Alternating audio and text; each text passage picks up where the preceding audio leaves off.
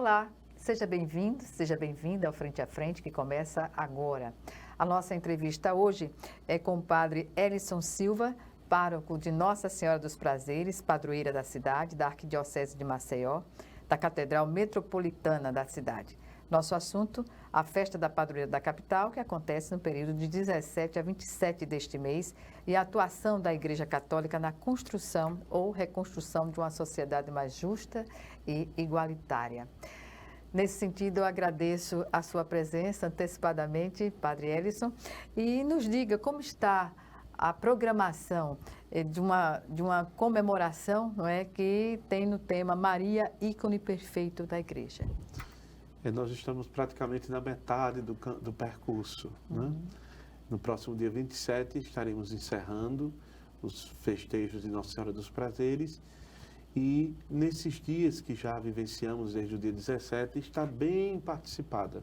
Todas as paróquias passam sempre na missa da tarde, que vem sempre as paróquias participarem conosco, além das missas normais, né, que nós celebramos a cada dia, às 6 da manhã. Um dia começa logo cedo, 6 da manhã, a primeira missa, meio-dia, a segunda missa. A missa da tarde, como eu já falei, são as paróquias do interior e da capital que vêm conduzir, os padres celebram, fazem a reflexão e as orações junto com os representantes das paróquias. E à noite a gente chama a missa principal, às 19 horas, essa sempre com a visita de um bispo convidado, aqui do nosso regional. Então já tivemos o bispo de Caruaru, o bispo emérito de Nazaré da Mata, o bispo de Palmeira dos Índios, ainda vem o arcebispo de Natal, o administrador apostólico de Aracaju. Isso para dizer um pouquinho que muita gente vai passar por aqui, além desses convidados especiais. Mas o mais bonito de tudo isso, Gorete, é que todos os dias tem gente na catedral rezando. Há uma movimentação, isso, né, de fiéis, de pessoas. Desde a igreja abre às 5h30, já tem gente chegando. Que bom. E depois também tem um movimento bonito com os consagrados das fraternidades, das comunidades de vida, com o Café dos Pobres. Então, sempre, depois da missa das 6, tem uma oração com as pessoas em situação de rua e partilhamos o café da manhã, comemos, rezamos e nos alimentamos espiritualmente e nos alimentamos fisicamente. Isso todos os dias. Isso já acontece no Santuário da Virgem dos Pobres, só que nesse período da festa do Antônio transferiu para a Catedral. Qual o diferencial que nós poderíamos destacar, né, das comemorações deste ano? Bom, este ano temos mais missas, mais celebrações que o normal.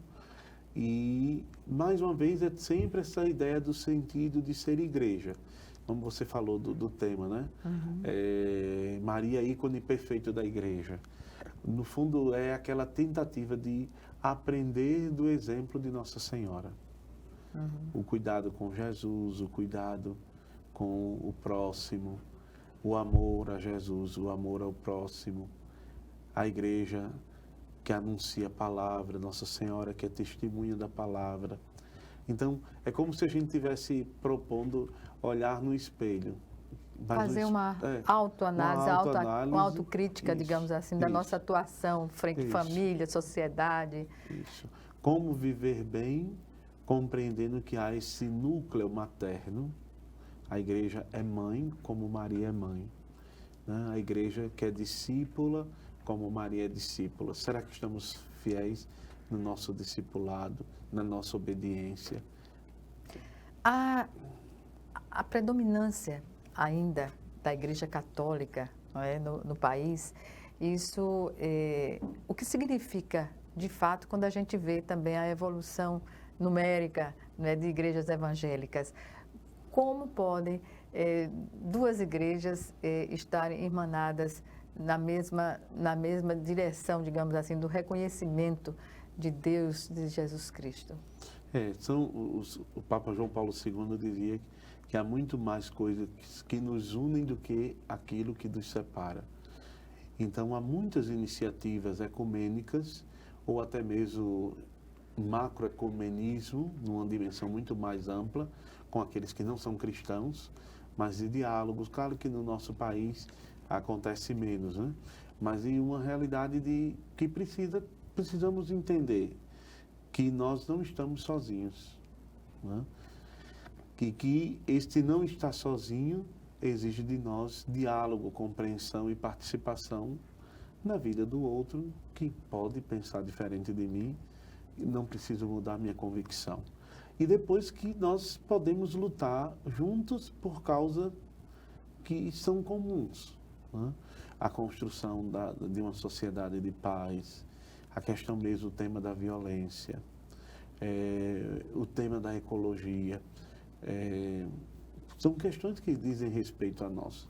E às vezes a gente acaba, até por exemplo, essa questão da ecologia, a gente acaba esquecendo um pouco. Mas e a criação de Deus? E o cuidado com a natureza. Criação? Né? Uhum.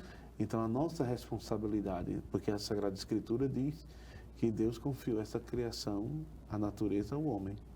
Né? Dar nome a cada animal, a cada espécie, é um pouco a responsabilidade de cuidar. Será que nós estamos cuidando? Mas aqui não é uma tarefa católica. É a vida do cidadão, a vida e o cuidado. É uma tarefa cidadã. Uhum. Então, Dom Bosco dizia uma coisa interessante. O santo da juventude naquela época, ele dizia que é preciso formar bons cristãos e zelosos cidadãos. Não é? E temos essa condição, até porque temos um Estado laico, não é, padre? E nós sabemos disso, nós temos uma responsabilidade social. Por mais que possamos pensar do cuidado simplesmente com a dimensão espiritual, mas nós temos uma responsabilidade. O próprio Jesus disse, vós sois o sal da terra, a luz do mundo. Então há um horizonte muito amplo da presença do ser igreja no mundo necessitado de referência de valores. Então, sejamos nós a presença e a verdade de Cristo no mundo tão necessitado. Pois é, dentre as demandas, não é, que são enfrentadas pela igreja no combate, por exemplo, à violência, o que dizer hoje do papel das pastorais da igreja? Todas as pastorais, elas têm uma finalidade sempre de aprender, vamos dizer assim, de um modo simples, aprender de Jesus. E aprender de Jesus leva a uma atuação muito específica em determinadas frentes que precisam dessa presença de Deus. Imagine vocês o tanto de pessoas religiosas, ou mesmo não religiosas, digo, freiras, que cuidam de hospitais. Né? Que se dedicam diuturnamente. Inteiro, né? Uhum. No mundo inteiro. Escolas. E não só escolas católicas, como a gente pensa naquele modelo para pessoas que têm condições, mas pense em quantas dessas escolas oferecem, todas elas, na verdade, oferecem também ensino para as pessoas carentes. Né? Uhum. Pensem também em toda a atuação no mundo da comunicação, hoje com a presença da pastoral da comunicação, que ajuda os meios de comunicação a purificar um pouco até os conceitos da fé, né? Que às vezes a gente sabe que não tem um domínio de todos esses conceitos, mas as pastorais mais sociais propriamente ditas, né? Pensem na pastoral da pessoa idosa, sim, na pastoral da criança, que criada pela médica sanitarista, a doutora Zilda Arnes, tem uma tarefa imensa de tirar da subnutrição e da desnutrição as nossas crianças. E um trabalho reconhecido internacionalmente. Internacionalmente. Uhum. Então, ou seja, é uma pastoral da igreja. Né? E no sentido do que eu falei da violência, por exemplo, a pastoral carcerária, como sim, ela tem sido colocada no dia a dia desse atendimento? Desde aquela situação de violências domésticas, né, com a pastoral familiar, ou mesmo a atuação da catequese, que tem um trabalho junto das famílias, até chegar naqueles que já cumprem uma pena no sistema prisional, e que precisam da luz do Evangelho, da orientação espiritual, mas também precisam de, às vezes, um aparato jurídico que eles não têm disposição, condição financeira de realizar. Então, há muitas pessoas envolvidas no mundo nesse campo da justiça, advogados que prestam serviço, ou então até mesmo pessoas anônimas, né, padre? Que conhecem outros que conseguem voluntários para solucionar situações e ajudar, né? Aí o senhor falou voluntários. Na minha infância, era muito comum observar o trabalho da Igreja Católica com a chamada Campanha do Quilo. Hoje, essa campanha ainda presta esse serviço? Acho que o nome também pode ter mudado um pouco, né? Mas, por exemplo, agora, no mês de julho, no início de julho, nós tivemos muita chuva. Então, foi feita uma grande arrecadação nas paróquias de Maceió, sobretudo para ajudar as paróquias do interior que foram atingidas pelas enchentes. Isso movimentou muita gente, então o quilo cresceu, né?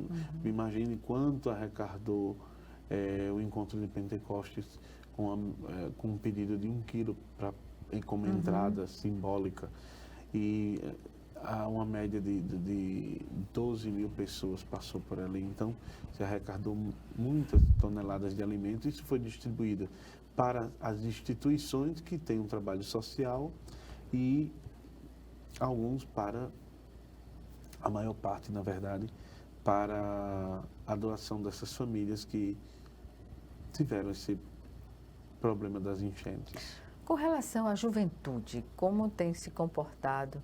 Porque em meio a tantos conhecimentos, né? Por exemplo, hoje se observa uma atenção especial, sobretudo dos jovens, né? Às redes sociais. Nesse sentido, como se insere o trabalho da igreja para que, na orientação, inclusive, né, dessa juventude, de não se prender tanto ao que se coloca nas redes sociais, mas a construção de uma vida real, digamos assim? Existe uma pastoral muito forte, que é aqui na Arquidiocese, mas em todo o Brasil, no mundo inteiro, que é a Pastoral da Juventude. Então, a Pastoral da Juventude possui diversos grupos, diversos trabalhos de diferentes modos com a juventude, para todos os gostos, eu diria. E necessidades. E dentro desse horizonte vem também aqui o cuidado de viver, de chamar esta condição para a vivência da realidade. Então, um passo importante que é feito nesse mundo digital para a juventude é tornar a igreja acessível também nesses espaços. Imagine como se multiplicaram as páginas de redes sociais das paróquias. Até, vou dar um exemplo muito claro, acho que todo mundo em Alagoas conhece. Até o padre Delfino, com 87 anos, tem uma página no Instagram. Né? E claro que são os seminaristas que ajudam, animam, mas ele sempre deixa a mensagem dele, é bem curtido. Tem a consciência da importância da contribuição. Isso. E isso tem um alcance, né, admirável. Agora imagine hoje as ferramentas todas, como a gente tem aplicativos para tudo. Hoje tem aplicativos para o Evangelho, aplicativos para as orações. Antigamente os padres éramos obrigados a carregar 4 volumes de livro com todas as orações, alternadas conforme o tempo, os meses, as celebrações. E hoje está tudo no aplicativo. E pode acontecer em qualquer lugar, exatamente. Né? Não necessariamente num templo da igreja. Né? Então eu diria que se a juventude ou as pessoas, né, que é um fenômeno, né, que envolve todas as pessoas, né, e tem buscado esse acesso às redes sociais, então a igreja precisa estar ali também. Né? Exatamente. Padre Elison Silva, nós vamos chamar agora o nosso primeiro intervalo e o Frente a Frente está de volta em 1 minuto. É só 1 minuto, já já.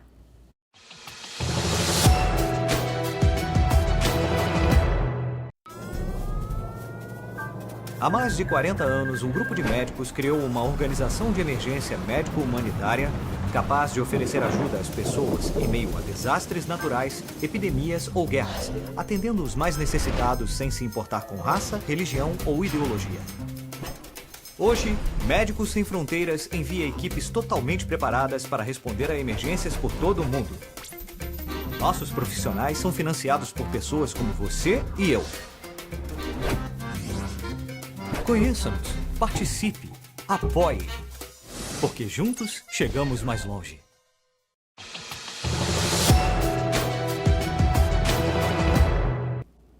Estamos de volta com o Frente a Frente, que hoje recebe o padre Elisson Silva, que é pároco de Nossa Senhora dos Prazeres, padroeira da cidade e também da Arquidiocese de Maceió, da Catedral Metropolitana de Maceió. E o nosso assunto é a festa da padroeira da capital, que acontece no período de 17 a 27 de agosto, e a atuação da Igreja Católica na construção de uma sociedade mais justa, mais igualitária. Portanto, padre, voltemos ao que eu me programei para falar no início dessa entrevista, não é, sobre a história de Nossa Senhora dos Prazeres. Qual é a história de Nossa Senhora dos Prazeres? Bom, se trata de uma devoção antiga, né, da metade do caminho ali da Idade Média, onde se reverenciava as alegrias de Nossa Senhora, mais associada às conquistas, às vitórias de Nossa Senhora. E essa devoção tem grande influência em Portugal e chega a nossas terras, né? Imaginem que aqui em Jaboatão dos Guararapes tem um grande santuário de Nossa Senhora dos Prazeres. E aí, certamente, esta herança vem justamente da capitania de Pernambuco, que nós pertencíamos nesse período, e é erguido aqui este templo e é dedicado a Nossa Senhora dos Prazeres, substituindo, né, um pouquinho a devoção a São Gonçalo. Pois é, coincidentemente, não é, o melhor naco de terra já pertencido a Pernambuco é justamente o de Alagoas, pelas belezas naturais. Nossa Senhora dos Prazeres também pode ser associada a essa situação, né, geológica, geográfica de Alagoas, pode-se dizer assim. É, porque a condição do prazer ligada a tudo aquilo que traz a verdadeira alegria. A felicidade. Né? É. Então há uma preocupação de demonstrar isso. E, no fundo, a autêntica devoção, né, ou o fundamento teológico da devoção é justamente apontar para Jesus. Qual é o prazer de Nossa Senhora? Qual é a alegria de Nossa Senhora? É Jesus. É viver e experimentar esta intimidade, esta presença de Jesus. Imagine você a alegria de uma mãe sustentar o filho nos braços e saber que este filho é filho de Deus, né? Então, estreitar nos braços, cuidar, alimentar, né, são as alegrias. Claro que convencionou-se, ao longo da história da piedade popular, contemplar as 7 alegrias, né? Quais são as 7 alegrias? A encarnação, né, o anúncio do anjo, a visita a Isabel, quando Isabel ficou cheia do Espírito Santo e a criança pulou, o Evangelho diz de alegria, né? Maria grávida ainda, depois o nascimento de Jesus, os Evangelhos dizem que o nascimento foi causa de grande alegria. Depois o encontro de Jesus, Jesus se perde no templo em Jerusalém, se perde da caravana, e Nossa Senhora e São José encontra ele conversando com os doutores. O Evangelho de Lucas diz que ela guardava tudo no coração. Então é aquela imagem da admiração, da alegria de ver Jesus cuidando das coisas de Deus. Depois, os mistérios da vida de Jesus adulto, né, que seria a ressurreição, que trouxe grande alegria. Nossa Senhora estava junto com as mulheres que choraram a morte de Jesus e agora ela se alegra com a ressurreição. A vinda do Espírito Santo, a 6ª, alegria, e a 7ª, a Assunção de Maria aos céus. Todos esses mistérios recordam uma coisa: ela é feliz associada a Jesus. É vivendo perto de Jesus que ela experimenta essa felicidade. Bem, o senhor me falava no início, antes da entrevista, sobre a tríplice função da igreja. No que consiste essa condição? Nós chamamos também chamada antigamente de triamúnera, né? A tríplice função da igreja. A igreja que ela é chamada a conduzir o povo de Deus, a santificar e a ensinar. Um bispo, quando chega numa diocese, ele chega com essa tarefa. O padre, quando é mandado para uma paróquia, essas são as tarefas essenciais. Ele não pode negligenciar esta tarefa. O que consiste o ensino? A transmissão do conteúdo, da fé, aí vem a catequese com as crianças, com os jovens, os adultos, a pregação, toda a parte de formação. Então, o padre, o bispo, a igreja, possui essa tarefa de formar, de ensinar, né? De transmitir esta fé recebida. Depois, a dimensão de santificar, que está ligada aos sacramentos, à liturgia, às orações, os sacramentais, o nosso jeito de viver, a piedade popular, a fé, as orações, a nossa ida à igreja, a nossa missa. Tudo isso é o santificar. Eu vou, na medida em que eu vou experimentando aquilo que me é dado, eu vou de fato me transformando por essa verdade que eu celebro. Né? E o conduzir seriam os caminhos que a igreja vai mostrando para que o povo possa trilhar. E aí diz respeito ao mundo que nós estamos. Né? O conduzir mostra que aquele que foi iluminado pela sabedoria da doutrina, o ensino, aquele que foi fortalecido pela espiritualidade, a dimensão de santificação, ele é chamado a viver isso concretamente. E esse entendimento passa necessariamente pela evangelização? Sim, a gente poderia até dizer que o passo a passo desses três elementos é a evangelização propriamente dita, completa. Né? Porque a evangelização consiste em escutar o anúncio, em celebrar os mistérios e em viver a fé. Né? Então, ser conduzido por um caminho que diz respeito e mostra e revela o sentido da minha fé. Que ações sociais demarcam muito bem o trabalho da igreja, na sua opinião? Olha, aqui nos últimos anos, você conhece bem a atuação de Dom Antônio Muniz, nosso arcebispo. Eu diria que hoje é muito forte toda essa presença junto da igreja, junto às pessoas mais vulneráveis. Né? O Papa Francisco até diz que são as chamadas periferias existenciais, os pobres mais pobres. Né? E toda atuação junto aqui de recuperação dos jovens ou de adultos mesmo, idosos, né? Com situação de drogas. E nesses dias eu até conheci um que fez todo o acompanhamento numa das instituições da Arquidiocese, concluiu o curso universitário. Que maravilha. E hoje está trabalhando. Então, veja, teve recuperado uma chance. totalmente. Então, todo esse processo de recuperação. Agora, Dom Antônio tem intensificado também um projeto que ficou um pouquinho esquecido durante a pandemia. Né? Qual? Que é a questão do Bem-vindo Bebê, né? Ao acompanhamento pré-natal para as mães carentes e a preparação de enxoval para essas mães. Né? A igreja tem esse trabalho? Isso parou durante um tempo por conta dessas situações. Da desarticulação também da pandemia. Mas ele agora voltou, né? este projeto, e aquele que no passado se chamava a mesa da igreja, né? Depois passou até a geladeira solidária, né? Em alguns pontos da cidade que tinha uma geladeira. Muito interessante esse projeto. Mas foi mudando um pouco. Hoje tem seguindo um pouquinho a linha do Recife, do Congresso Eucarístico Nacional, que foi no ano passado, que criou a Casa do Pão. Né? A Casa do Pão é uma casa no centro do Recife, onde alimenta da matéria, né? O pão, o café, almoço e janta, mas também tem assistência espiritual, assistência jurídica, assistência médica para essas pessoas em situação de rua. Aqui começou com o café da manhã, então retomou. No passado a gente já chamou de mesa da igreja, né? Então essa mesa da igreja é um lugar que ofereça café da manhã.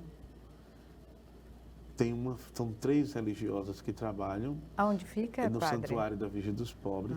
Essas 3 freiras, elas vieram da Indonésia, né? Elas têm um trabalho agora aqui e estão fazendo essa experiência missionária. E uma delas é enfermeira, então tem todo o atendimento para cuidar de feridas, pessoas com dificuldades de saúde, pequenos curativos, né? Que estão na rua. É um trabalho abnegado, não é, isso. padre? E elas cuidam direitinho, desde o dia, desde as primeiras horas do dia com café e depois dão assistência a esses irmãos. Então vejam que tem muitas atuações Na área social. Né? Não deixa de ser um parceiro, não é um parceiro, digamos, que são ações do ponto de vista da caridade, mas de uma responsabilidade que a igreja também se coloca como parceira das instituições públicas também. A igreja sempre parceira, né? Em alguns casos ela é protagonista. Sim. Ela toma a frente e segue, né? E aí os órgãos públicos vão entendendo que precisa ser feito da necessidade. Então a igreja começou, tem um pioneirismo admirável em muitas frentes. Aqui em Alagoas não seria diferente, né? E na comunicação, né, com rádios naquele tempo, né, com a Fundação Palmares, ligada à Igreja Católica, a própria instituição da Santa Casa, né, com a Irmandade da Santa Casa de Misericórdia, o SESMAC, as faculdades, escolas, né? Como não lembrar do cônego Teófanes, grande educador, né? Então, são frentes, assim, eu diria que são realidades de uma pastoral social da época, que tinha outros desafios e outras exigências. Né? Outras prioridades também. Padre, sobre essa questão, como a igreja está enfrentando essa condição do racismo no Brasil, diante de um percentual que nem justificaria por si só, não é? Nós somos a junção de raças. Então, o racismo passa a ser uma coisa inacreditável de acontecer. Como a igreja está direcionando no sentido de combater esse tipo de preconceito? Recentemente o Papa Francisco fez um apelo chamado para viver aquilo que ele chamava de uma fraternidade universal, né? Num documento chamado Fratelli Tutti, somos todos irmãos. Acho que isso a gente não pode perder de vista, apesar das diferenças, apesar das condições de raça, né? Por exemplo, nós temos aqui esse grupo das irmãs vindas da Indonésia. Né? É uma cultura completamente diferente, né? Costumes diferentes, mas elas se sentem muito acolhidas, né? Não só pela língua, mas a gente pede, a gente conversa. Consegue se entender, né? E elas aos pouquinhos vão entrando também na língua, na questão da cultura da língua nossa, mas a gente também vai aprendendo, né? E crescem juntos, Isso, né? No entendimento do que fazer. Eu confesso que eu, dentro desse horizonte de tantas diferenças, eu fiz uma experiência de universalidade muito forte quando estudei em Roma. Eu morei 2 anos em Roma, e uma coisa que me chamou muita atenção é que, segundo o método dos jesuítas, eu estudei na Gregoriana, a gente tem 45 minutos de aula e 15 minutos de intervalo. Então, ao longo da manhã, entre 8h30 e meio-dia e 15, a gente tem 4 intervalos, né? E no período de dezembro, antes do Natal, cada intervalo de 15 minutos tinha um grupo de alunos ou professores que faziam uma pequena apresentação, um pequeno recital com 2, 3 músicas da sua região. Né? Então, naqueles dias eu fazia questão de sair sempre para assistir, né?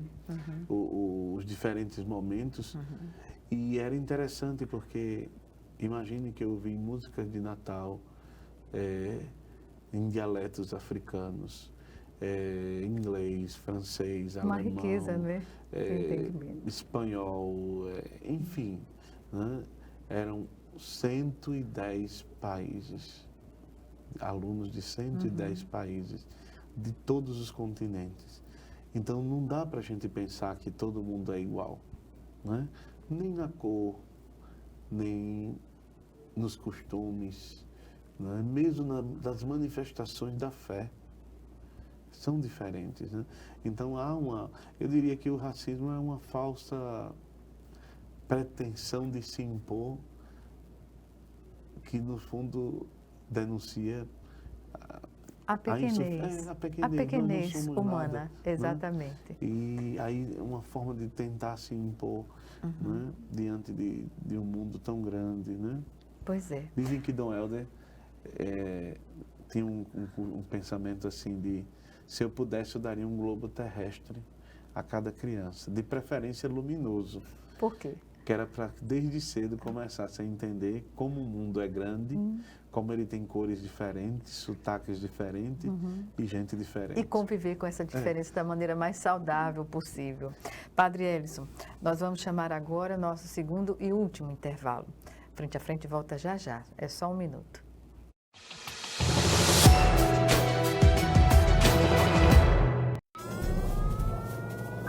Há mais de 40 anos, um grupo de médicos criou uma organização de emergência médico-humanitária capaz de oferecer ajuda às pessoas em meio a desastres naturais, epidemias ou guerras, atendendo os mais necessitados sem se importar com raça, religião ou ideologia.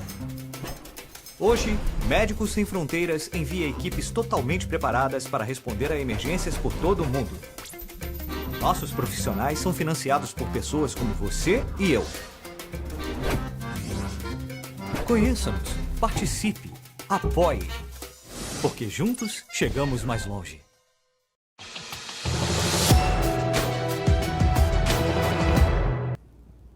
De volta com Frente a Frente, que hoje recebe o Padre Elison Silva, pároco de Nossa Senhora dos Prazeres, padroeira da cidade e da Arquidiocese de Maceió, da Catedral Metropolitana de Maceió. Nosso assunto, a festa da padroeira, que se encerra no dia 27 de agosto, e a atuação da Igreja Católica permanece firme na construção de uma sociedade justa, humanitária. E o que dizer da programação que reforça esses ensinamentos, esses postulados? A festa desse ano, mais uma vez, nos propõe o conhecimento da verdade do Evangelho para praticar as virtudes, né? Aprender. O Papa João Paulo II dizia: na escola de Maria. Nós estamos matriculados na escola de Maria, para aprender dela o exemplo. E, como estamos falando da festa, nós estamos caminhando cada dia com as celebrações. E no próximo dia 27 é o dia solene, o dia não é o feriado como a gente gostaria, porque cai no domingo, já é um dia livre para nós, mas isso também proporciona, até eu diria, um gosto de feriado, né? Então, um domingo diferente com a família. Então, começa logo cedo, já dizendo um pouco de como vai ser o nosso domingo, com a missa às 6 horas. É interessante, Gorete, que esta missa das 6 horas do dia 27 é o coral da Casa do Servo Sofredor, que são homens que estão em recuperação, né? fazendo acompanhamento, tratamento de recuperação lá no Juvenópolis. Em recuperação Das drogas. das né? drogas. Então, eles passam esse período ensaiando com o maestro e eles vão cantar na missa das 6 horas do dia 27. Né? Pois é, eu percebo aqui na programação que há convidados para cada dia, não é? E no final da comemoração, nós temos aqui o setor da juventude e também via Renovação Carismática, que tem um histórico importantíssimo. Eu gostaria que o senhor falasse um pouco da atuação. São 36 movimentos e pastorais organizados e articulados na arquidiocese. Esses dois são mais, vamos dizer, conhecidos, né? Porque não existe uma paróquia que não tenha um grupo de oração da Renovação Carismática Católica e também um grupo de jovens, por menor que seja, né? Tem sempre aquele grupo de jovens que cuida, e aí são muitos, vamos dizer, siglas bem diferenciadas com espiritualidades também diferentes desses jovens. Então, hoje tem um setor, a gente chama setor juventude, que cuida de todas essas pastorais ligadas aos jovens. Tem um padre responsável, uma coordenação, e eles tratam de zelar para que não perca o essencial deste tempo oportuno da juventude de evangelizar. Sobre o Conselho Indigenista Missionário, o CIMI, que está presente como convidado no dia 25, que é sexta-feira, qual é a participação efetiva? E aí eu faço um recorte do que está acontecendo com os povos primários no Brasil. A tarefa normal, ordinária. Melhor dizendo, os povos originários. E a tarefa primordial é justamente deles, independente da festa, eles são convidados porque tem uma pastoral de atuação aqui, juntos aos povos originários, é de guardar, de acompanhar. E aqui é uma pastoral que, de algum modo, está ligada às 3 dioceses, né? Palmeira dos Índios e Penedo. Então, o trabalho deles é acompanhar as aldeias, as comunidades indígenas e favorecer, ajudar, interpelar, ser esse diálogo, né, entre esses povos e a sociedade como um todo. Se reforça o reconhecimento, não é, padre? Isso. E aí tem, por exemplo, trabalhos aqui mais na arquidiocese com aquela tribo Vassucocal lá em Joaquim Gomes e outras tantas, né? Mas esse é um trabalho muito mais significativo. O que dizer do movimento de cursilhos da cristandade jovem? O trabalho é diferenciado dos demais?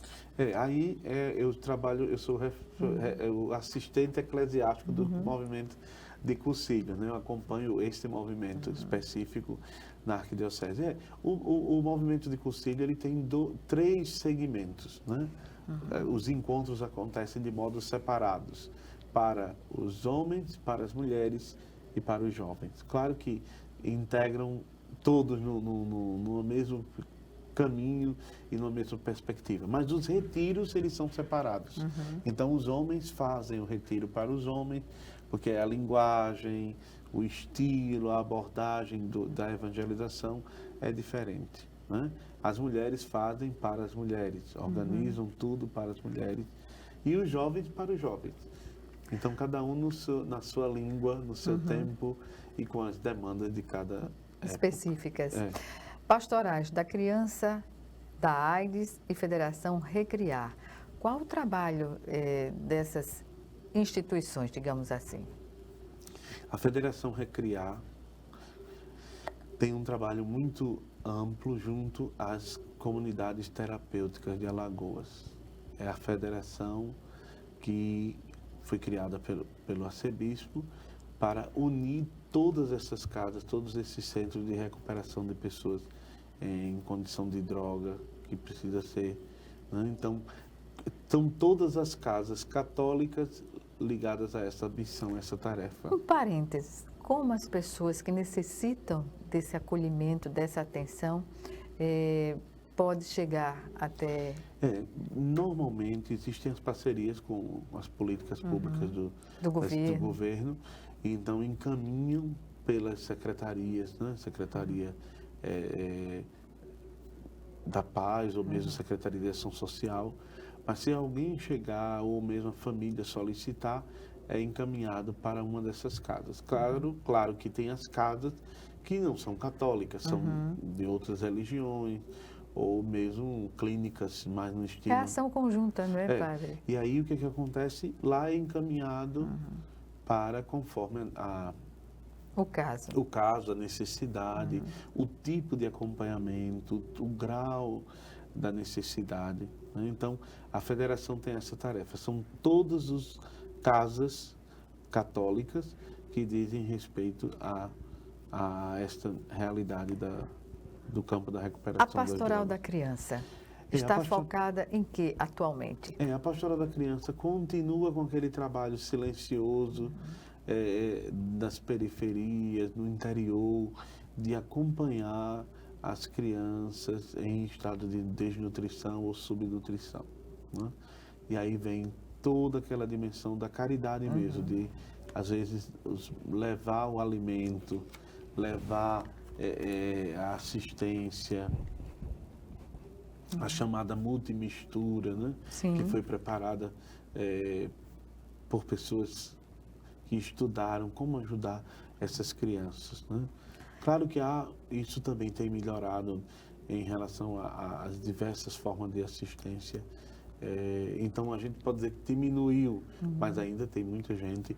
E aí, se a gente pensa a campanha da fraternidade esse ano, muita gente ainda com fome, muita gente ainda que passa. É uma região, né? É um Brasil que ainda tem fome, não é, padre? E que exige a união de todos, no sentido de acabar com essa situação, não só para quem vive a fome, mas para nós todos, não é? Que nos sensibilizamos com essa situação e tem que ser feito algo.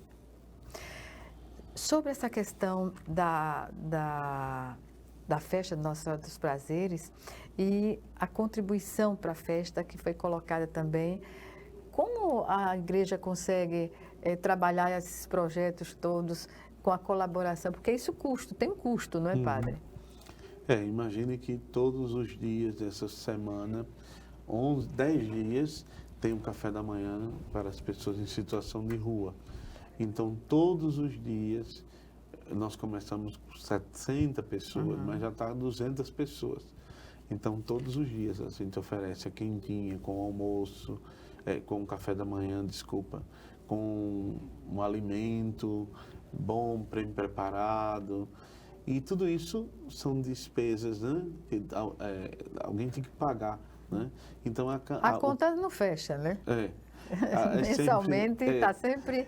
E isso são diversas outras realidades. Aqui para dizer que concretamente tem essa assistência mais social, mas, por exemplo, as pessoas querem ver tudo limpo, flores no altar, um andor bonito para Nossa Senhora. E a Arquidiocese tem uma forma que é via chave Pix, né? Que é o CNPJ da Arquidiocese. Essa contribuição é específica para a festa de Nossa Senhora dos Prazeres, essa celebração, mas também pode se aplicar às outras atuações da igreja, não é? A prioridade, claro, é sempre esse tempo de festa, com todas essas despesas e necessidades da festa, mas, repito, não é só festa, mas é também um trabalho social, junto, por exemplo, esse café da manhã que eu falei. Então, as pessoas podem partilhar, ajudando e oferecendo, né, através do CNPJ, que está disponível nas redes sociais, também nos aplicativos, essas coisas das redes sociais, né, que é o CNPJ 12.155.388/003102. Perfeito. Né? É o da Arquidiocese Paróquia Nossa Senhora dos Prazeres. Só para repetir, né? A chave Pix CNPJ é 12.155.388/003102 para qualquer quantia. Qualquer doação. Qualquer doação. Bem, Padre Elison, eu lamento dizer que estamos no final da nossa entrevista. Algumas considerações que o senhor queira fazer? é deixar o convite para todo o povo de Deus, sobretudo do domingo, né? Será um dia bonito de festa e 6 horas da primeira missa, às 9 horas da segunda missa, ao meio-dia a terceira missa, às 15 horas teremos a quarta missa na catedral. Depois desta missa, às 16 horas, temos início a procissão. Nós vamos terminar esse ano em frente ao antigo arcebispado, aqui perto da estação ferroviária, no centro, e ali a missa de encerramento. Né? A procissão é sempre um momento esperado por todos, né? Verdade. E vamos retomar. Depois da pandemia, ano passado a procissão foi menor, justamente todas essas condições. Então, esse ano vamos... Vai ser maior, vai certamente. Ser com segurança e com a graça de Deus. Amém. Obrigada mais uma vez e até uma próxima oportunidade. E eu que agradeço, uma alegria poder estar nesse encontro, né? É recíproco. E partilharmos um pouco da nossa fé. Obrigada. Obrigada a você também que nos assistiu e até o nosso próximo encontro, aqui, frente a frente, também com você.